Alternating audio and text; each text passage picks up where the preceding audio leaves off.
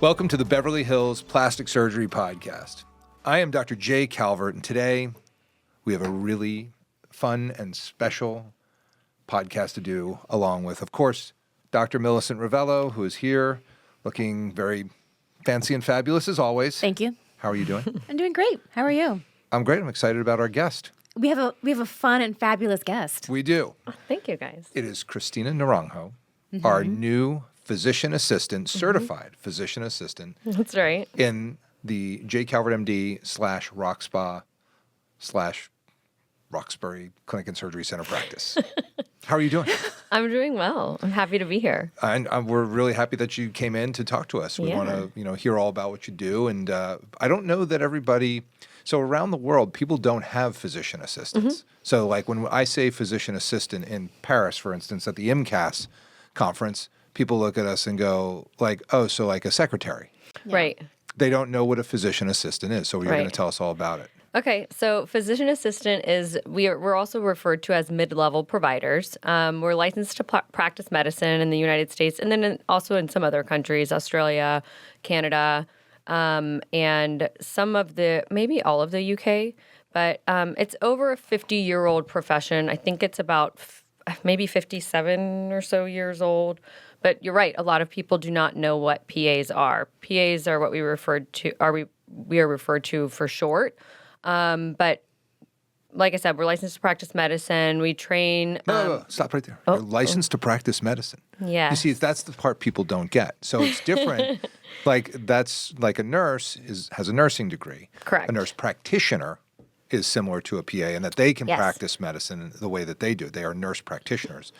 A PA is basically a type of mid-level practitioner who is licensed to practice medicine, and which means you can diagnose and treat patients on your own.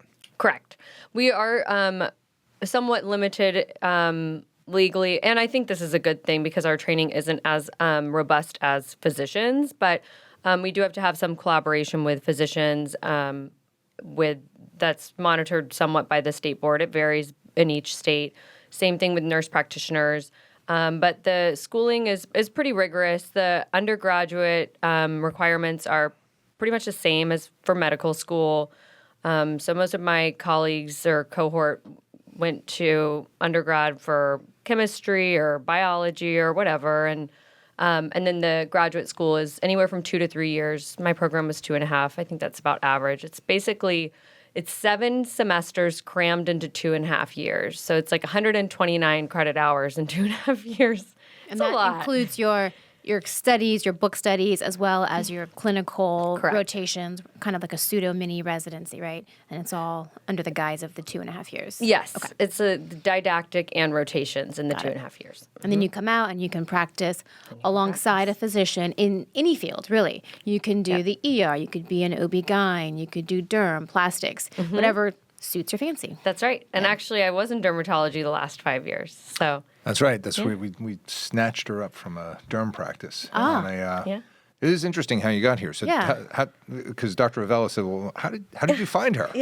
So it is interesting, and it has to do with this podcast. So I went to school in Georgia. That's where I'm from, Mercer. But I did a lot of my rotations out here in California because I knew I wanted to live out here. I have some family out here, and it kind of just made sense. My school allowed me to set some rotations up, and I did a couple that were in Beverly Hills, and I knew I wanted to be in dermatology.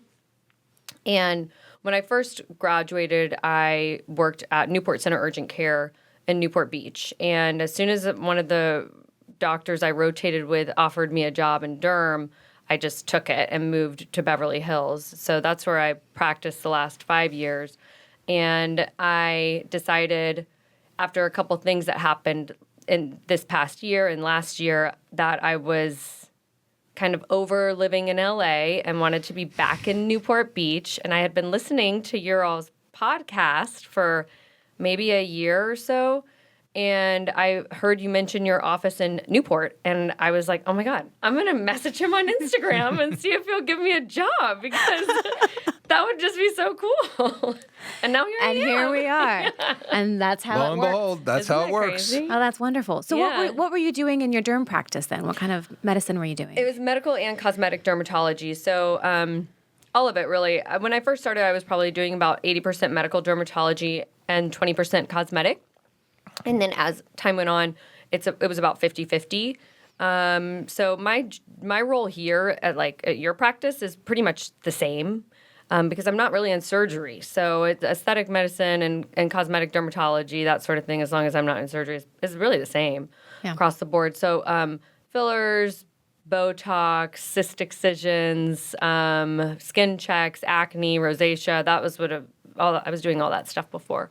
Skin cancer excisions, even some melanoma inside too, though, which I did in time. Yeah.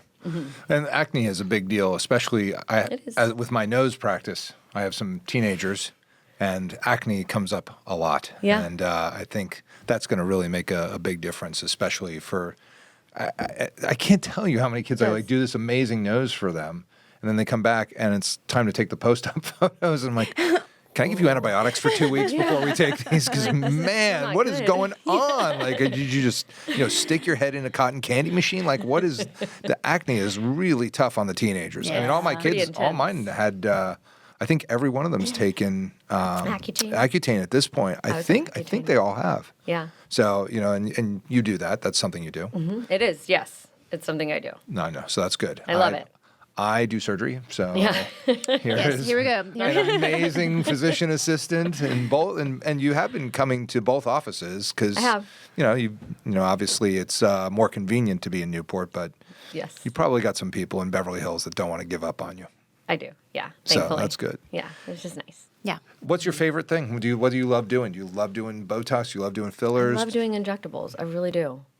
It's kind All of your it. jam. It is kind of my thing. Yeah. Yeah. That's good because we need people who are well trained and well versed in doing injectables because we have a whole. Well, actually, that's kind of the intro to what we're doing here. We have a whole like buyer beware PSA set True. of podcasts that we do. When I hear something and I get particularly inflamed about the unfairness and the manipulation and the hypocrisy, and I hate it. I hate it when people take advantage of unknowing, unsuspecting people and patients and take their money and do awful, unjust things.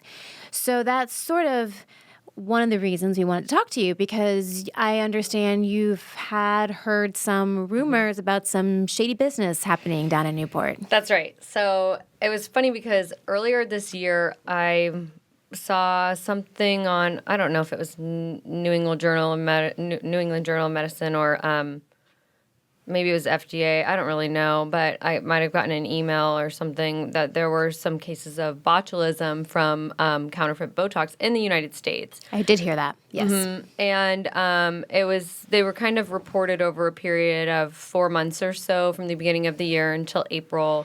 And they were spread across, it said like 7 states at first. And the last time I checked, which was last week, it was reported in at least 11 states. Wow.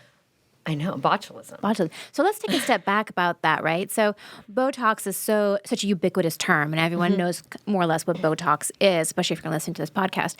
But Botox is botulism toxin. So there is one center, as of at least like a year or two ago, that creates Botox for all the worldwide distribution of Botox. And it's in Ireland in this tiny, tiny, tiny town. And to get into the manufacturing place, you have to go through like 5 sets of like even know that. sealed glass air containers. You have to put on the hazmat suit and do all this stuff because if even like the tiniest droplet or amount or speck of Botox or botulinum gets out of this facility, like the entire town could be poisoned. Like this is how potent it is. And if you ever see a little vial of Botox, it looks like there's nothing in there. It looks like air because you need like nano amounts of Botox to have an effect. Because the side effects of having too much Botox in your system or exposed to it is botulinism, which is basically like paralysis. That's kind of how we discovered Botox. It causes you to go into system full body paralysis. Right. Yeah, so I love getting it injected into my forehead. I'll tell you, it's just I mean, the thing just, it it's freezes. so amazing, it's beautiful. But that's all to be said. Sign me up. Like the regulation of Botox is very real. And so if you're getting this injected into your forehead, you really want to make sure that you're getting the real deal that's been processed appropriately, because otherwise you could have these catastrophic side effects. You're exactly right. Yeah. So it's kind of shocking because whenever I first saw those articles, I'm sure that you have been followed by these pages on Instagram and stuff too. Like I've gotten ads from illegitimate sources to buy Botox, or they're not, but it's not real Botox, right? It's really cheap. It might be called. Can't say I have. No, you haven't. I have. I don't think they reach out to the doctor practices as much. Yeah, I've know. never gotten anything like that. Yeah. I've been followed by accounts like this before. Interesting. Okay, so tell Yeah. Well, because they know you're an injector. Yeah. Yeah, maybe that's why. And they think maybe you want to do a side hustle. like a little side hustle thing. So what did they say? They don't say anything. They're Yeah. just like random accounts on Instagram that'll just like follow you every now and then. Okay. So I've probably been followed by like maybe 5 just throughout my career. And I'll look at them and I'm just like, wow, this is pretty insane. Like if you go on their websites, you can buy a bottle of like Naboda or whatever they're marketing. And some of them do say Botox for $90 or $80 for 100 Wow. units. And on the real Botox website, depending on your practice and how much you go through, 100 units of Botox cost about $600, $600 and change. So if you're being sold Botox 100 units for $80, $90, like It's not Botox. there's something wrong. There's something really wrong. Yeah.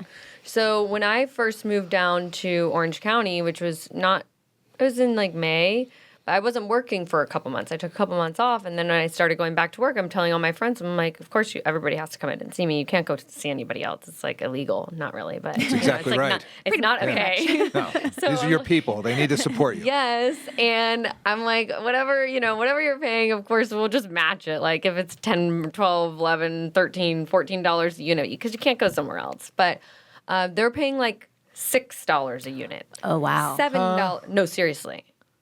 Or $7 a unit. And bottle Botox is $655 just for the Botox. Yeah, so now. what? That's So how are you making $6 any a money? unit right there. Yeah, Right. Yeah. exactly. And that's not including the rent, the syringes, the saline, the injector fee, like all of this other stuff. Like it costs more than that. Where you rent, where you practice. Like these costs are very real. Well, I will go on record, though, that Allergan was very smart to commoditize Botox and make it seem like it doesn't matter who injects it. It doesn't matter where you get it. It doesn't matter. You're It should be right. bought by a unit. And that is 1,000% horse manure. Well, that's why different people charge more per unit. Yes, because there's a skill involved. Yeah, so it's not just the cost of the actual No, product. it's It's, like- the person that's injecting it and their skill and their experience. But I feel like I'm getting my soapbox out, so I'm going to stop right yes, now. step I'm going down, to put it back. off. Yes. I'm going to put it over there, and I'm going to let Please. Christina continue to tell her Thank you. story. Carry on. Well, I don't know. I mean, and the more I've been practicing over the last month there, the more I'm hearing it, and not just from my friends, it's also from patients. So people saying there's a couple, I'm not going to name them, but there are a couple of med spas in particular that people are going to in the Newport, Costa Mesa, just Orange County area that are chains and well-known, and they have beautiful websites. They look totally legitimate from the website, and they're cheap. They're much like are they $6 charging? or $7 a unit. Feel free to name them. I name these people all the time because that can't be legitimate. And if they are, then they'll come out and tell us they are. You don't have to name them. It's up to you. One of them is called Naked, and then the other one, there's another one. I don't know that one. And where is that located? Then there's another one that's called I think it's DermFX or something. DermFX is down on PCH. I drive by that. I don't know where exactly they're located. But they're $6 a unit? I don't know exactly the price, but no, some of them are. One of them is. It's Wow. or $7 or something like that. We don't know which one, so Might we're be not saying 7, anything. but they're not more than $10 a unit. We may have just done an ad for them. People are like, $6 a unit. I'm in Sign there. me up. And so maybe the range is from 6 to 10. I'm really not sure, but really it costs like $10 a unit. You're not making money on Botox charging $10 a unit at all. No, but the $10 a unit places, that can be legit. They do high volume. volume. And usually these are people that are learning, that are training. Right. So the $10 is a little more realistic to me. I could see how that might be legitimate, and it's just a mill. They're just churning and burning them. Get in, get out, get your numbers. But if you're anything charging below 6 that- or 7, it's a Right. little more suspect. Right. And I know at least one of those is. And there was another one that was called Image that was actually shut down. And I couldn't find a news article about it. This was shut down last year. One of my girlfriends told me about it. I couldn't find a news article, but there was a bunch of stuff on Reddit about it. So they had unlicensed injectors, which is another thing. Yeah. And I'm not sure what else was going on. Maybe it was counterfeit Botox, maybe it wasn't. But I think one of my patient, or actually 2 of them last week, said that they were going to one of the med spas that I named, and that it just wasn't lasting as long. So that it could be counterfeit Botox, which is the worst case scenario in my opinion, or they could just be hyper diluting it. Yeah, that's the other way. They can dilute it down to like nothing. So you still get an effect, but it's very weak and it's not awesome. And it doesn't last See, very long. I never understand that when people are like, oh, they just dilute the Botox. But you're still getting the unit. So you can, so usually you dilute Botox with a 1.5 or 2.5 cc's of saline, and then you get a certain ratio of how many units are like in a cc or whatever. So if you're putting in 10 cc's of saline into this Botox, you're not changing how many units are in that vial. Right. So are they charging by the amount of cc's The they're amount of injecting? volume? I'm not sure. So that's what I don't understand. I really People are don't like, know. oh, they dilute their Botox. I'm like, but you're still paying for it by the unit, and the units don't change. You just are putting more I don't right. get it. I don't get it. I think they're probably charging by the volume, honestly. Yeah. Like, because there's Or by no the other... area or something like that, the forehead Yeah, or the maybe. eyes or something like that. But It's very hard to tell. I don't That's know. why I really think- don't know. But that's I've why you never go into worked in a places place like the that, ROXSpa. thank God. Yeah. So the complaints that you're seeing from your patients and your friends are that they're going to these places that have super cheap prices, and they're just not seeing the effect that they are used to seeing. Yeah, it lasts like maybe a month and a half. Okay. And then it's totally gone. And yes, really cheap prices. Okay. Yeah. So what do you tell your friends? And actually, patients? one of my girlfriends, I was at dinner with her last night, and I mentioned this to her, and she was like, "Oh yeah," and she mentioned she mentioned naked. Yeah. She had heard about it also, and she practices Wow. up here. That's so it's interesting. not like I know it's a thing. I'm like so disappointed because we can't match $7 a unit. Like I was surprised too because it's not like people are poverty stricken in Newport Beach. Like No. it's the opposite of that. Yes. So I don't know why they need to search for these deals when, I mean, it's really serious when you're getting something injected into your body, especially a toxin. Well, if you You kind of want it to be legit. If you have unlicensed practitioners, they Right. can't just go and work at Dr. J. Calvert, MD, or to True. one of the more sophisticated places. So they're going to attract people the only way they know how, which is by having really low prices. Yeah. Yeah, I mean, Yeah. we charge, is it $17 a unit or $15 a unit? to inject? 15. 15.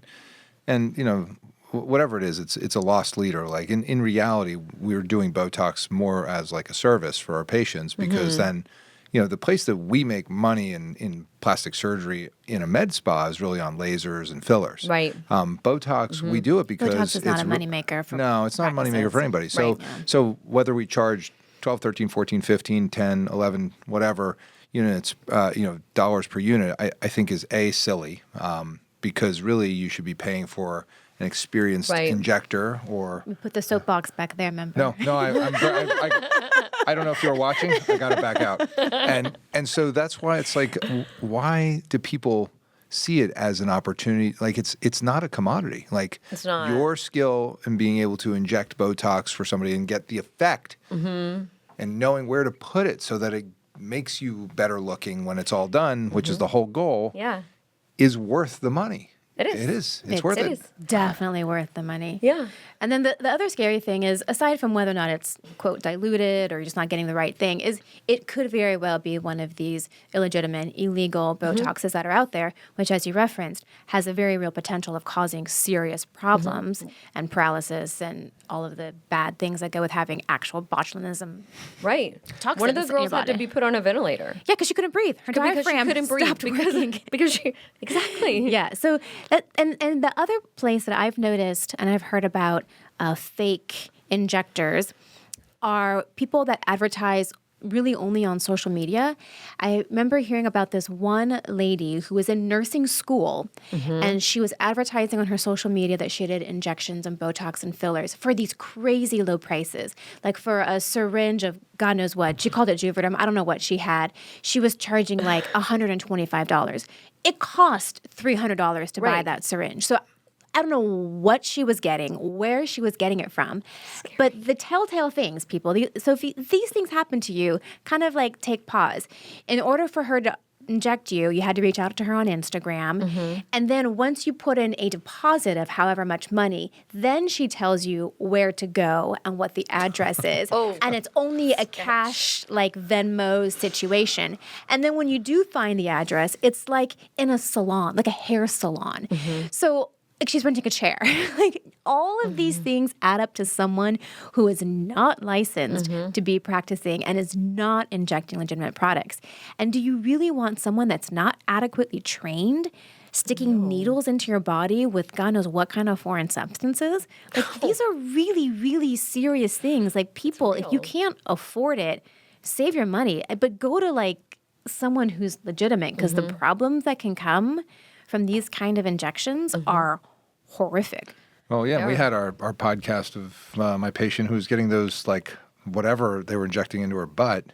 What was it? Silicone? We don't know. No idea. It wasn't silicone. It was came in like volumes of like 50 and 100 cc's. Yeah. So God knows what it was. And that person wasn't licensed, right? No, they were an esthetician. Oh, no. But doing like major league volumes of injections into terrible. butts. That's so messed up. Yeah, she necrosed my patient's butt. It was terrible.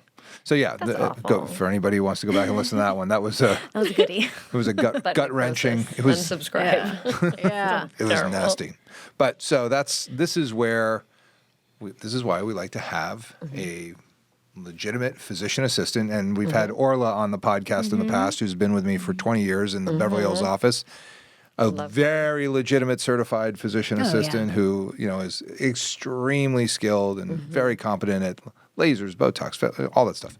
And that's why I think really, people just need to come to us. In the end, if you just want to be sure, then there's tons of med spas out there, right? And I'm sure some of them are really good. But if you're really trying to be on the safe end of things, probably best to go to an injector, whether it's a doctor or a nurse or a PA, who's in a doctor's office, a dermatologist or a plastic surgeon, because then you know that there's probably some level of legitimacy. Except for the one practice I heard about a few years ago of a PA who opened their own practice and wasn't even a certified PA. They were just like a PA that never passed their certification boards and was passing themselves off as a dermatologist and doing injections and stuff. So buyer beware. I don't even know what to tell you, because people are shady and the laws in this state are very hard to enforce. And you can look people up. And on the medical board. Yeah, the medical board site. It's right there. Yeah. If they say they are a doctor, you should be able to look up where they went to medical school, where they did their residency. They should have a profile on the California Medical Board website. Yes. Like, it takes a little extra work, but I think it's worth it in the end. I agree. Yeah, I mean, those are easy things to do, and also if you can get a referral from somebody, that's very helpful. Totally. That's but know your referral source. There's that. There is that. That's true. But I think a lot of our patients are a good bunch of them are referrals. I mean, my surgical practice is like. It's like 80%, 90% referrals. Yeah. I mean, I just they come from other patients and other doctors and people who know the practice, because it's really, it's hard to find a good plastic surgeon. It's hard to find a good med spa. I mean, we're right here, people. That's what we're right at the table. We're all ready, but it's true, and people do sort of. There are all these services, like I think we did a podcast about sort of the referral, the brokers of plastic surgery and how they, pay for play with the surgeons and things like that. And, you see a lot of this stuff that just makes you kind of go like, how does anybody who doesn't have a friend in the business basically get to the right place? Like, how do you get to the right, practitioner? How do you get to the right surgeon? And, that's where, I think It's it is hard. really hard. It's hard. It is. It's It really is really mostly hard. It really is hard. referrals. Yeah. I mean, I do unless- feel for the general public out there because there's so much snake oil in marketing. And There is. if you don't know someone in the business, like how in the world would you know where to start? Right. Yeah.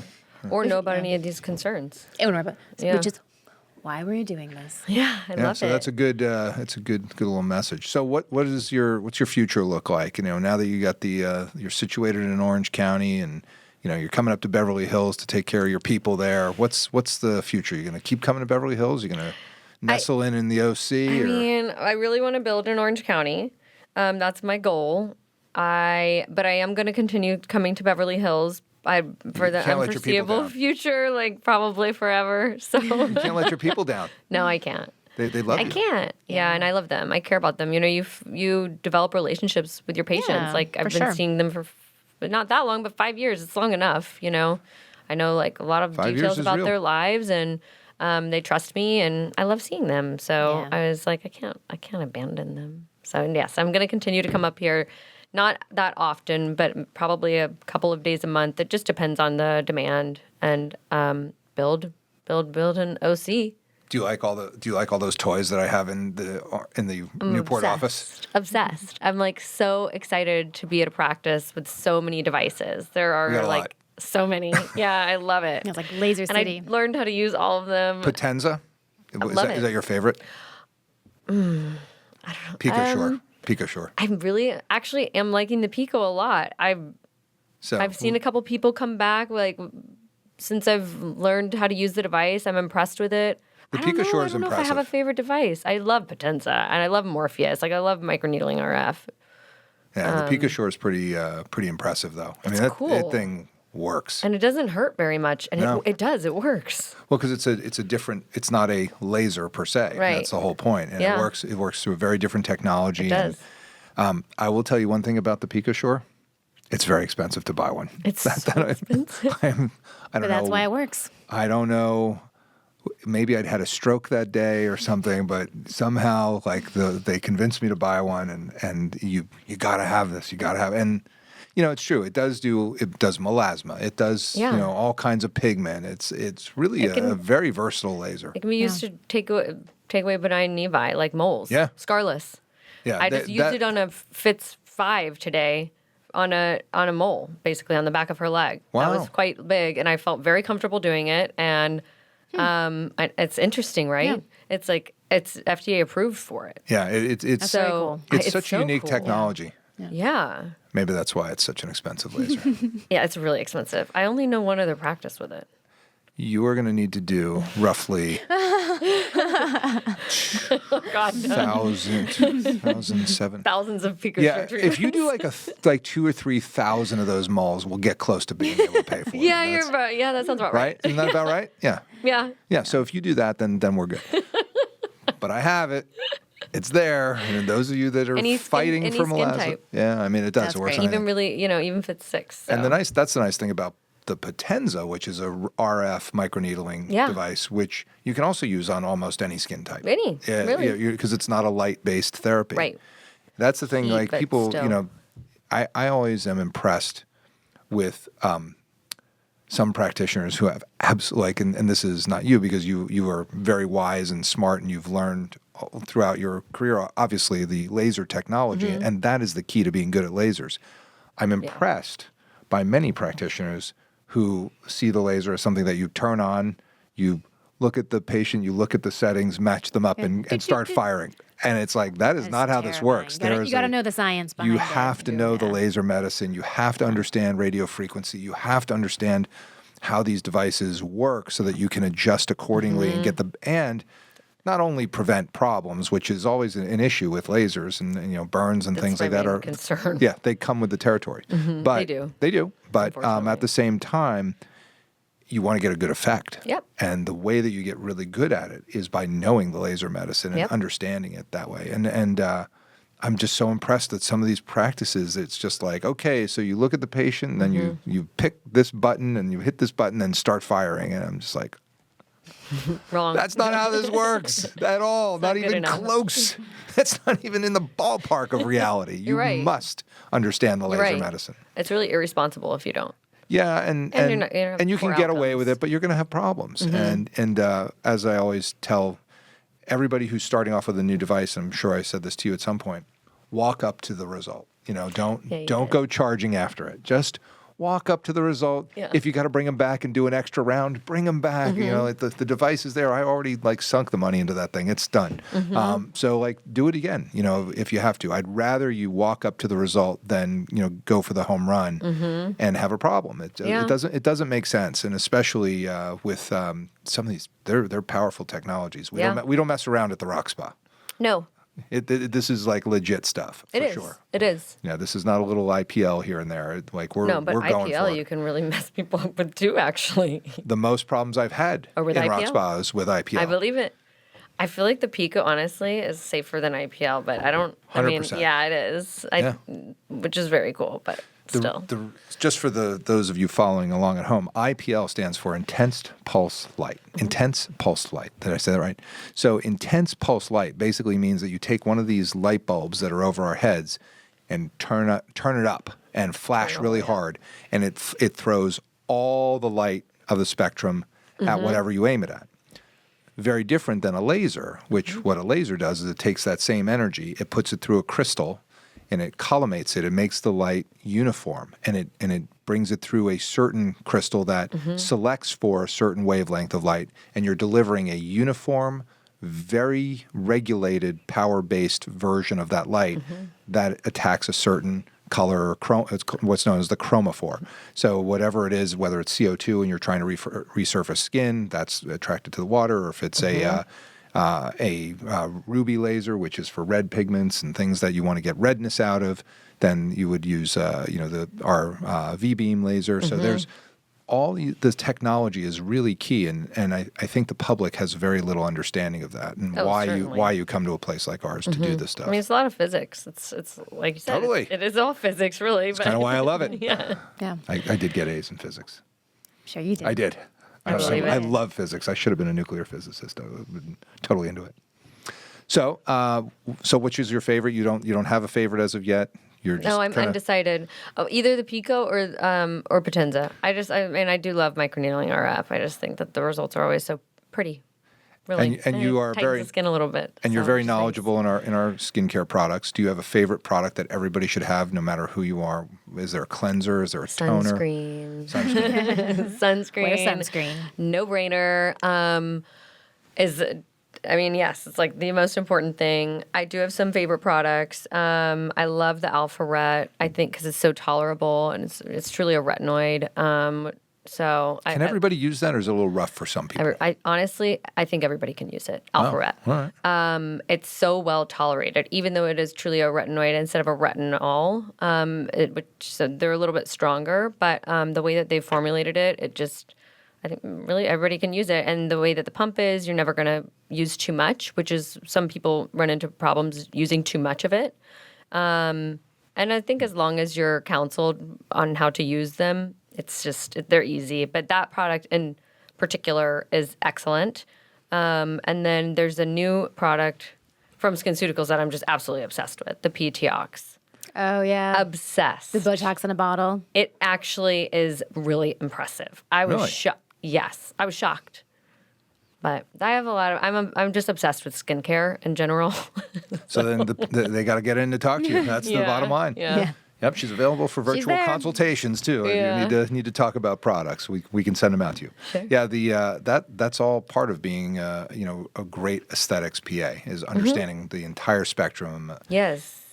And what I think, I don't know how you did it at your old practice, but what I tell everyone to do is, like, when somebody comes in and you're starting new with them, make a plan for the next couple of years, because if you just come in for some Botox and you're going to be unsatisfied. And we talk about that a lot. We true. talk about having like an aesthetics attitude. It's a journey. Yeah, it is. It's not just a one and done. You want to stay on the train and stay with one practitioner that you really like, so that you can get the effects that you want over time.